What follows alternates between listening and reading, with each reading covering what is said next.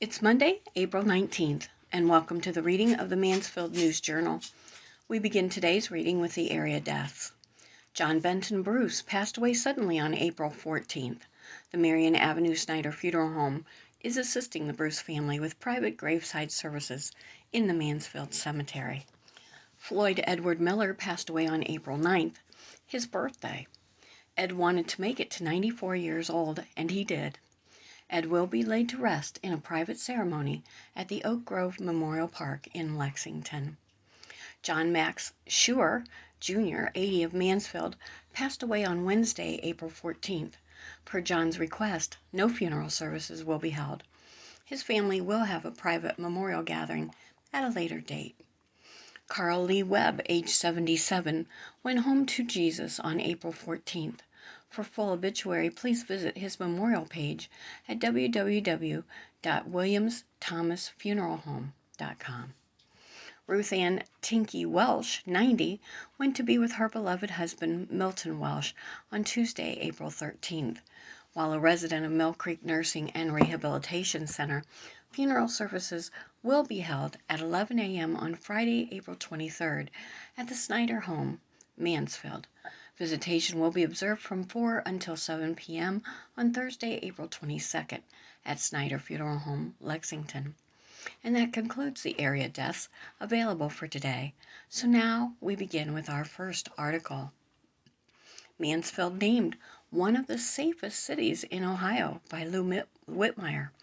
Mansfield Police Chief Keith Porch is pleased to hear the city has been named one of the safest in Ohio for 2021 by Safety.com. I see we placed 41 out of the top 50 cities in Ohio as it relates to the ranking methodology, and it is great to hear from this source, and it tells me that Mansfield is heading in the right direction. And I, of course, would like to continue down that path, he said. However, we still have issues to deal with as it relates to violent crime. Arson, homicide, manslaughter, rape, and felonious aggravated assault, along with gun violence on the rise, Porch said. Property crime, burglary, larceny, and auto theft from 2019 to 20 are all down, which is great news. Overall Part 1 crime, all offenses on the document, is down 16.5% from 2019 to 2020, Porch said. Chief, COVID likely played a part.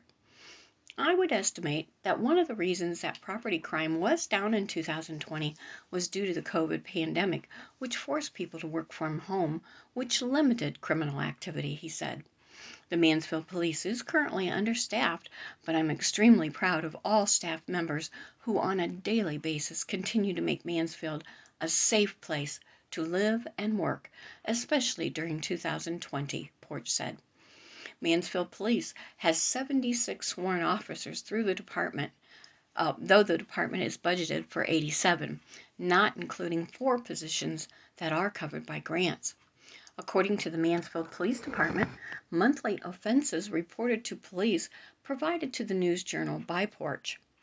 Arson, 20 to date in 2020, up from 14 to date in 2019, an increase of 42.8%. Homicide, 2 to date in 2020, down from 3 to date in 2019, down 33.3%. Manslaughter, 1 to date in 2020, 1 to date in 2019, a 0% change. Rape, 69 to date in 2020, 62 to date in 2019, an increase of 11.2%. Robbery, 55 to date in 2020, 39 to date in 2019, an increase of 41%. Assault, 121 to date in 2020, and 70 to date in 2019. That's an increase of 72.8%. Burglary, 286 to date in 2019, and 286 to date in 2020, 393 to date in 2019, a decrease of 27.2%. Larceny, 1,000 241 to date in 2019. Or in 2020. I'm so sorry, there's some typos here. 1,575 to date in 2019. That's a decrease of 21.2%. Auto theft, 76 to date in 2020 and 85 to date in 2019, a decrease of 10.5%. How Safety.com determined the safest cities in Ohio. According to Safety.com, researchers narrowed down the safest cities in each state based on two primary categories. First, they evaluated public safety factors, including violent property and hate crimes in each area, to help determine the safest area to live. Next, they evaluated financial and socioeconomic factors, including household income, average rent, and health insurance. In addition, they said they evaluated each state for natural disaster safety and public health safety.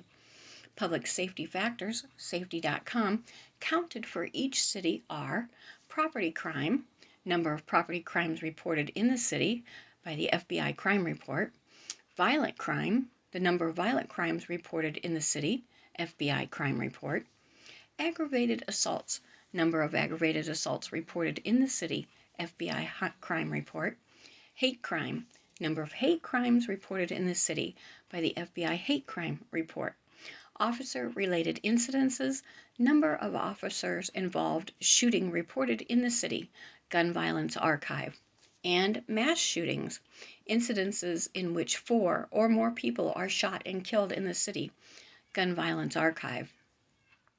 For the overall safest cities in Ohio, New Albany was named number 1, Upper Arlington number 2, Solon number 3, Poland number 4, Ross number 5, Tip number 6, Brunswick number 7, Pickerington number 8, Madison Township, a municipality of Middletown, Ohio, number 9, and Medina number 10, according to the research.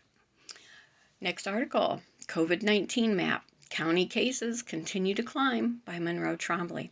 The rate of people in Richland County contracting COVID-19 is at its highest point since mid to late February.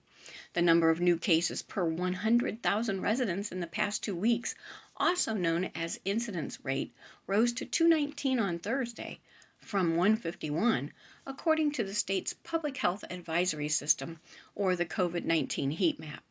Richland County reported 265 cases in the last 2 weeks and has the 19th highest number of cases per capita among Ohio's 88 counties. This week, Richland County triggered 5 of the map's 7 indicators, one more since last week. The indicators are used to determine which level or color counties will be. Richland County remains red.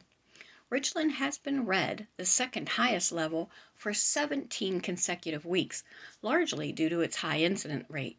The overall incident rate in Ohio is 200 cases per 100,000 residents, up from 183.7 on April 8th and 167.1 on April 1st and 146.9 on March 25th. Governor Mike DeWine has promised to lift all health orders when the case rate drops to 50 per 100,000 residents. Hospitalization rate continues to tick up. Virus-related hospitalizations in Richland County's hospitalization region have increased for the third straight week. On Thursday, there were 238 COVID-19 patients across 13 northeastern Ohio counties, including Richland. According to the Ohio Hospital Association, a 13% increase since April 8th. Richland County, as of Thursday, had recorded 11,017 cumulative cases, 162 since April 8th, 598 hospitalizations, and 198 deaths since the beginning of the pandemic, according to the Ohio Department of Health. State of vaccinations. By Thursday, more than 34,000 in Richland County, over 28% of the county's population, had received at least one shot of a COVID-19 vaccine, according to the state's online dashboard. while more than 25,000 people are considered fully vaccinated.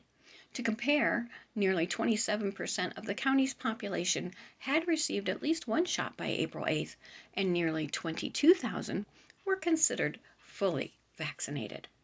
Board terminates Butler kitchen worker by Lou Whitmire. The Clear Fork Board of Education Thursday night voted to terminate employment contracts of 2 Butler Elementary School kitchen employees who are facing criminal charges. Friday morning, Clear Fork Schools Superintendent Janice Wyckoff said the board voted in Thursday's regular meeting to terminate the employment contracts of Jody Klein, cafeteria manager, and Suzanne Keller, employed under a non-teaching employee contract as a cafeteria worker cashier assigned to Butler Elementary School and as a bus driver. Diane Pyle, 55, of Fredericktown, Klein, 51, of Butler, and Keller, 50, of Butler, were charged in February with stealing food from the Clear Fork Butler Elementary School kitchen for personal use, and one was accused by school officials of butchering a pig and deer meat for personal use in the school's kitchen.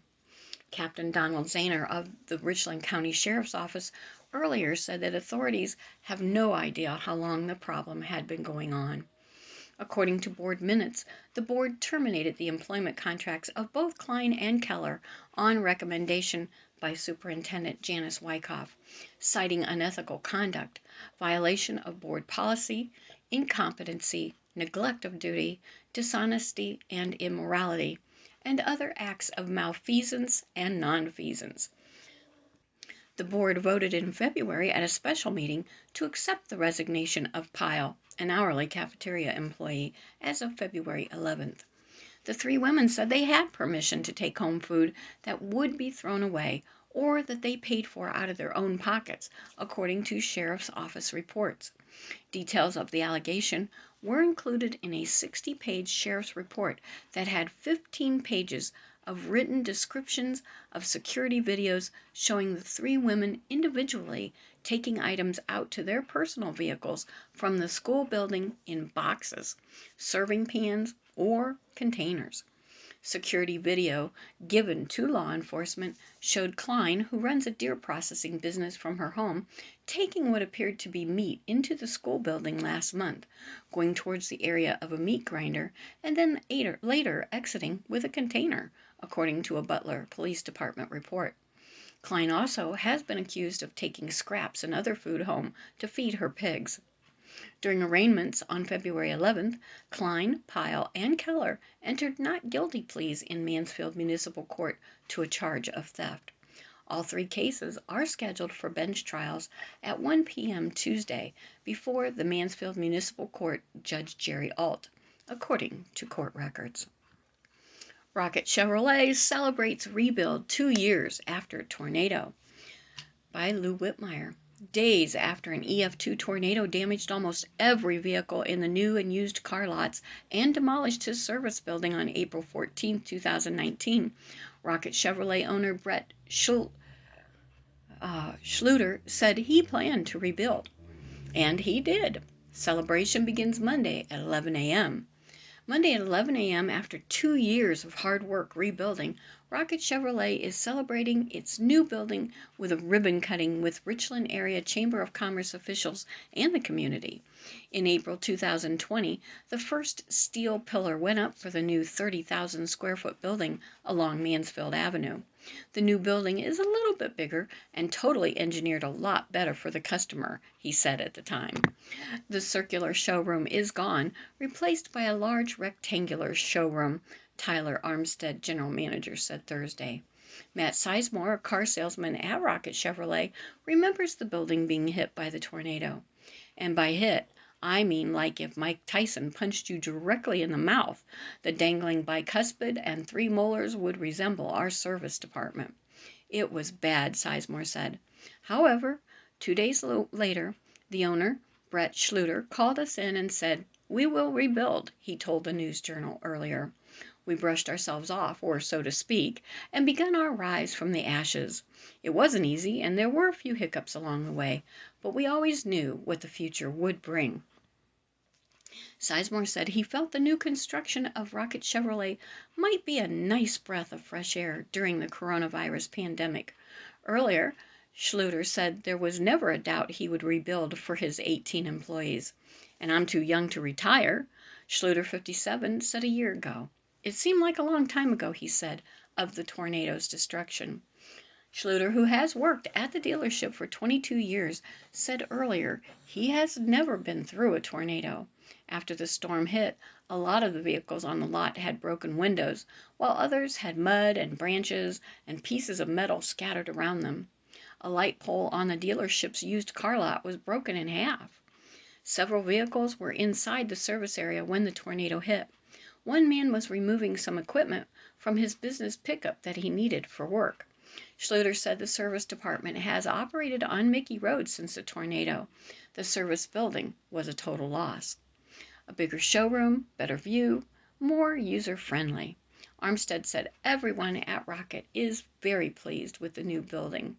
Everyone at Rocket worked out of 2 big trailers on the lot over a year and a half while the rebuilding process was underway. Our other building was quite old, even though we had had a facelift on it 6 or 7 years ago. This building is just fantastic, Armstead said. He said the showroom was previously located closer to Ohio 39 and was rounded. The rebuild took longer because not only did we change the design of the building, but we completely changed it to where it's a lot bigger. It's not rounded anymore, and we also set it back 100 feet or so off of 39, so we have a lot more frontage, and also raised the whole building up a foot from what it was originally for a better view of the lot, the general manager said. Armstead said the new building is more user-friendly as far as the flow from the sales department to the customer lounge into the service department for the customer. It's kind of seamless for the customer when they come in for service. They just pull in. They don't ever have to get out of their car. They can pull into the service runway. They get out, get their car rode up, and walk right into the waiting room. When the car is done, they pull it back into the other entrance and facing out, and the customer never has to go outside, he said. Armstead said fortunately, the ownership decided to rebuild after the tornado. He, Schluter, did say, if it happened again, we're out, Armstead said. And now, COVID-19 vaccination clinics for students. Registration necessary, 2 dates set in April by Monroe Trombley. 2 vaccination clinics will be held later this month, specifically for students aged 16 and older in Richland and Crawford counties. Students interested in receiving the Pfizer BioNTech coronavirus vaccine, the only vaccine approved for use via emergency authorization for people 16 and older, must pre-register by noon on Monday. Students ages 16 and 17 who are not emancipated must get permission from their parents or legal guardians to get the first of 2 shots, though parents are not required to accompany students to the clinics, which are being hosted by the Mid-Ohio Educational Service Center and Galion City Schools in partnership with Discount Drug Mart, Richland Public Health, Crawford County Public Health, and Galion Health Departments. The first will be held at 9 a.m. to 2 p.m. April 26th at the Mid-Ohio Educational Service Center in Mansfield, 890 West 4th Street. To register, go to https://covid.discount-drugmart.com/ Mid-Ohio students. The second will be held at 9 a.m. to 2 p.m. April 28th at Galion High School, 472 Portland Way North. To register, go to https://covid.discount-drugmart.com/Galion students.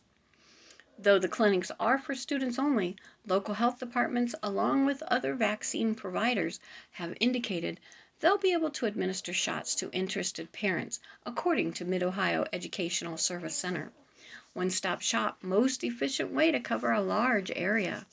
Ohioans 16 and older have been able to receive the Pfizer BioNTech vaccine since March 29th, but creating a vaccination hub is convenient for students wanting a shot, said Kevin Kimmel, superintendent of the Mid-Ohio Educational Service Center, in a phone interview. I think we're up to 32 different schools, and it would be very difficult to have a community partner go to each individual school and vaccinate however many students that they may have, he said. With some of the largest districts, it may make sense to do a standalone clinic, but we have the facility here at Mid-Ohio to coordinate that, and we're fortunate that Galion City Schools offered the location for Crawford County. Since the Pfizer-BioNTech vaccine requires a second shot 3 weeks after the first, follow-up clinics will be held in mid-May. Registration information. To register for a shot, students must provide their name, date of birth, cell phone, and school email. Once registration closes, students will receive a notification allowing them to select a time slot. When arriving at the clinics, students must bring a completed consent form with a parent's signature and a form of ID, which is a driver's license, a permit, a school ID, or a birth certificate. To be excused from the school for the vaccine, students and their families must follow their school's procedures. For more information, go to www.moec.net/v-news/display.v/art/6077405F21217. The Mid-Ohio Educational Service Center will hold a Q&A session via Zoom at 2 p.m. Sunday to answer questions about the clinic. To join the meeting, go to https://zoom.us/j/966-878-27742. The meeting ID is 966-8782-7742. Shelby employee marks 50 years in the park, and Tinkham is not looking to retire anytime soon, by Lou Whitmire. Jim Tinkham was 23 years old when he started at Central Ohio Warehouse and Central Ohio Associates. I was looking for a part-time job, Tinkham, 72, assistant warehouse manager, said Wednesday after employees honored him with a surprise celebration in honor of 50 years employment at the company. Tinkham's co-workers and boss, Larry Roop, gave Tinkham 2 plaques, presents, and 7 $50 gift certificates on his 50th anniversary. Retirement not on the calendar yet. Tinkham says he has no plans to retire anytime soon. He has enjoyed working here. I must have, he joked. It's been pretty nice. The business stores material for companies. I really came here and was looking for a part-time job, and here I've been, he said. He is a 1966 graduate of Ontario High School. The soft-spoken Tinkham said the job is fun because it's something different every day with different people. We have 2.5 million square feet here, he said. He said the company also runs a facility out of Elyria and one out of Clinton, Illinois, he said. Tinkham said he has been through quite a few owners in half a century. The warehousing site was once home to the Shelby Air Force Depot. Tinkham said he told the employees he didn't need a celebration, but they didn't listen to him as they surveyed his cake, gifts, and lunch. Roop said he feels like he has known Tinkham all his life because he moved to Shelby from Cleveland in 1969. He said Jimmy Tinkham worked for his dad in 1971 for Firestone under the auspice of Central Ohio Warehouse Company. The two friends and colleagues separated temporarily as Roop went for a 10-year stint with the U.S. Navy, but Roop returned and worked at the park from 1976 to 1984. Roop left Central Ohio for work with a company in Chicago and then came back to Shelby to work, not wanting to live in Chicago. A lot of years in the park. Mr. Marion Pendleton saw me at the post office and asked me if I would come to work for him again. So I did, and I've been here ever since. Jimmy and I have a lot of years in the park, he said. Jimmy's my right-hand guy and my warehouse manager, Roop said. Jim is a wonderful guy and a very, very valuable asset around us. I want to keep him for as long as I can. Peg Tinkham, Jimmy's wife of 52 years, said her husband loves his work. He loves golf, she said, and they enjoy their pontoon at Pleasant Hill. She looks forward to him retiring someday so they can have more family fun. The couple has 2 children, 2 grandchildren, and 2 great-grandchildren. And now, Ontario Police investigating a vehicle shot up, by Lou Whitmire. Ontario Police are investigating a vehicle found with several gunshot holes at 3:45 p.m. Wednesday in the area of Willowwood Drive East and Rosewood Drive. According to a news release from Chief Tommy Hill, officers were dispatched to the area in reference to shots fired in the area. The vehicle, which initially had occupants, was disabled after having been driven away from the area of the original shooting, Hill said. Officers located several shell casings in the area of the original call. No one was injured in this incident, Hill said. Anyone with information is asked to call Detective John Siegler at 419-529-2115. And now, RCSO awarded national accreditation. The Richland County Sheriff's Office was awarded national accreditation on March 27th by the Commission on Accreditation for Law Enforcement Agencies, or CALEA, in the Law Enforcement Program. The agency was first accredited in 2017, according to a news release from Sheriff J. Stephen Sheldon. Following a multi-year self-assessment phase and a meticulous site-based assessment of community engagement, policy, procedures, equipment, and facilities by CALEA assessors, Sheldon, Major Joe Massey, and Accreditation Manager Richard Schuler attended the CALEA conference via teleconference. Each agency being reviewed goes before CALEA's 21-member Board of Commissioners, where the Commission reviews all findings and determines the agency's accreditation status, according to Sheldon. Due to the COVID-19 pandemic, the usual CALEA conference, where agencies are reviewed and awarded in person, was taken online to a virtual format. On March 27th, the CALEA Commission voted to approve reaccreditation of the Richland County Sheriff's Office. CALEA President Anthony Purcell and Executive Director W. Craig Hartley Jr. will award the Richland County Sheriff's Office with accreditation, signifying excellence in public safety and commitment to community. This is the Richland County Sheriff's Office's second award of national accreditation. The Richland County Sheriff's Office is one of only 4 other sheriff offices accredited in Ohio, Sheldon said, adding he's very proud of this accomplishment. As part of remaining accredited, the agency accepts the obligation to continue the required yearly compliance audits to remain accredited and continue to keep the agency striving for professional excellence. Sheldon commended all employees of the Richland County Sheriff's Office for demonstrating their commitment to professional standards in policy and practice. In local news brief, in Mansfield, as part of the US 30 major rehabilitation project from Ohio 309 to just east of the 5th Avenue ramp, construction of the westbound lanes and associated ramp closures will impact traffic beginning Tuesday. The following ramps are scheduled to close: US 30 westbound exit ramp to State Route 545.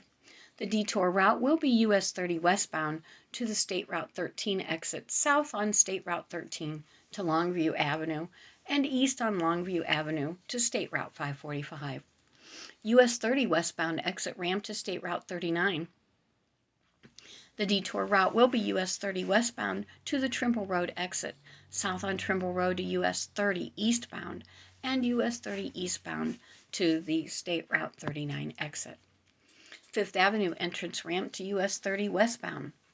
The detour route will be 5th Avenue to US 30 eastbound, east on US 30 to the Reed Road exit, and north on Reed Road to US 30 westbound. Construction of the US 30 westbound lanes and reconstruction of the ramps is tentatively scheduled to be completed in September. Estimated completion of the entire US 30 project is May 2023. Portions of Fleming Falls Road to close for bridge work. Fleming Falls Road between 5th Avenue and Pennsylvania Avenue in Madison Township will close Monday and remain closed for 45 days, weather permitting. The closure will allow for a bridge replacement project. Richland Public Health officials to host national webinar. Dr. Julia Chea, Director of Community Health and Prevention Sciences at Richland Public Health, is hosting a national webinar through the National Network of Libraries of Medicine. The webinar Transforms Spreadsheets into Stories with Data Visualization will take place from 11 a.m. to 12:30 p.m. Wednesday. Dr. Chea will be joined by Ann K. Emery, owner of Depict Data Studio and internationally acclaimed data visualization speaker, to demonstrate and discuss data visualization techniques that anyone who works with data or spreadsheets can use. To register for this free webinar, visit richlandhealth.org/transformdata. That concludes the reading of the Mansfield News Journal for Monday, April 19th. My name is Pam. Thank you for having me in your home. Please stay safe until we're together again. Be abundantly blessed today.